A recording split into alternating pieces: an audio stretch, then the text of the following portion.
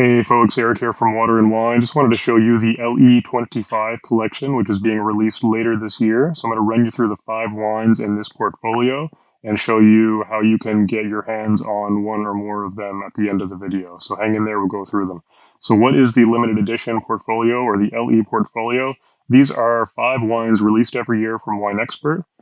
They're usually either a unique blend or a unique region, and you get them at a little bit of a discount compared to the usual premium offerings from Winexpert. So some people, these are all they make because you really get excellent value at the high end and try new wines every year. So let's roll through the first one here. We've got the Pinot Shiraz, which is being released in December of this year. This is a blend of Pinot Noir and Shiraz sourced from Riverland, Australia. Why would you blend these two grapes? Pinot Noir, very elegant, beautiful flavor profile, sometimes a little subtle, right? Sometimes not as hugely flavorful as we might like. A little bit of Shiraz in there will really bump up the flavor, introduce some nice, big, ripe red fruit notes, but you've still got all that beautiful Pinot Noir character in there. This is a great wine if you enjoy the Pinot Noir, if you like some of those food pairings like pork and mushrooms, even desserts, a lot of those typical Pinot Noir pairings, but just want something a little bit more full flavored. This is coming in at a medium to full body, and there's medium oaking, and this is a dry wine. What I really like about this is how the acidity that you're going to get from both Pinot Noir and Shiraz is going to make this very versatile. You're going to be able to pair this with a broad range of foods, and because it's not full bodied, it's still going to be a good sipping wine to enjoy without food. So if you need that versatility, like I don't want to think about food pairings, every night of the week, and I want to have that first glass of wine like while I'm making dinner, and the second glass of wine while I'm eating dinner, something like this is a great versatile red wine for that use case. So I will certainly be picking up one of these because that's often how it works in my house, having a glass of wine before dinner and with dinner. Next up, we've got the Blanc de Noir. Really interesting wine here.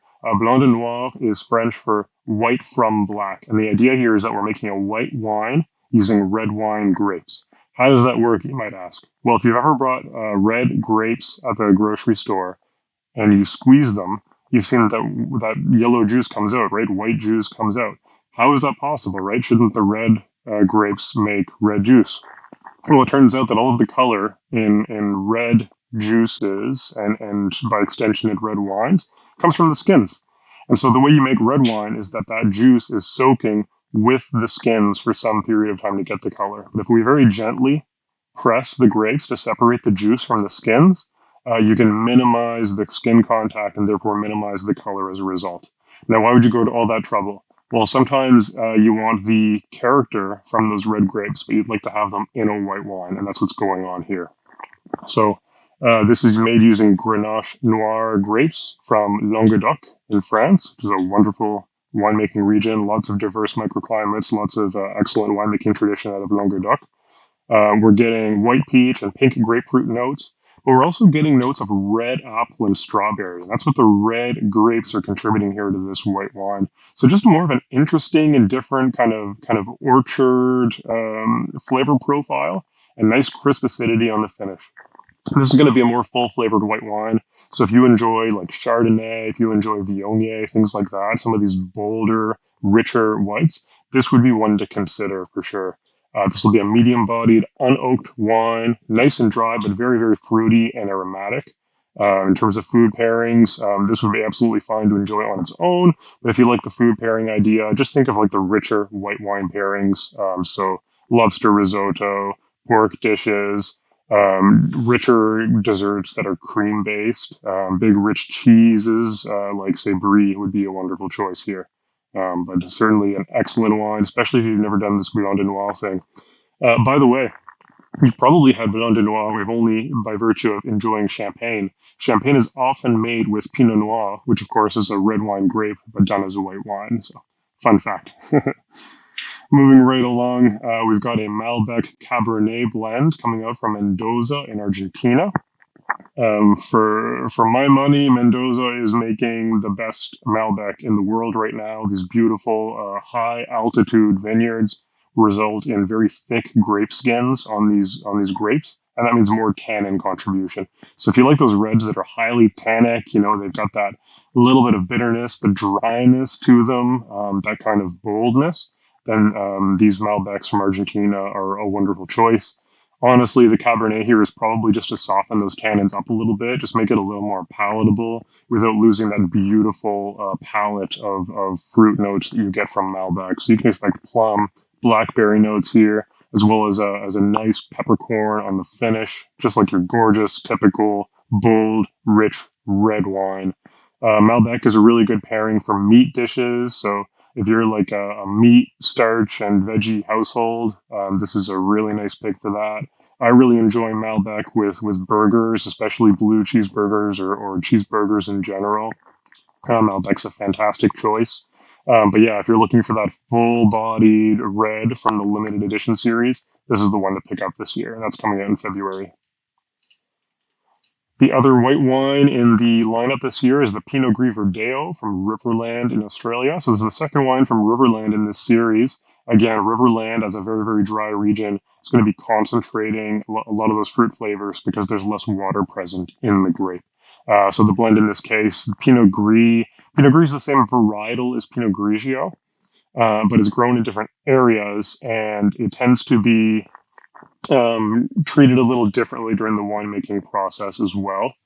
But in any case, you're going to get that nice acidity that you would expect from the Pinot Grigio, but maybe more of a fruit profile than you would typically see in a Grigio. So this isn't going to be like super clean and neutral. It's going to have expressive fruit flavor. You're going to get some melon character, some pear character, and especially with the blending in of Verdeo, Verdeo is going to contribute a lot of tropical fruit notes. So you can expect pineapple, guava, likely some citrus notes as well.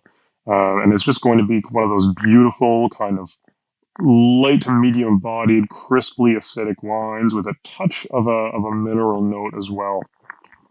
So, in terms of pairings, all the typical kind of acidic white wine stuff applies here. So, goat cheese salad is going to work really well because of the fat in the goat cheese. White fish, shrimp, that kind of thing. It's going to be great because it's got a little bit more of a full aroma profile. Some more bold white wine dishes are going to work really well here too. Things like chicken pad thai or curry, things that are a little more full flavored. It's still going to work with this wine. It'll have the flavor to stand up to some of those bigger dishes.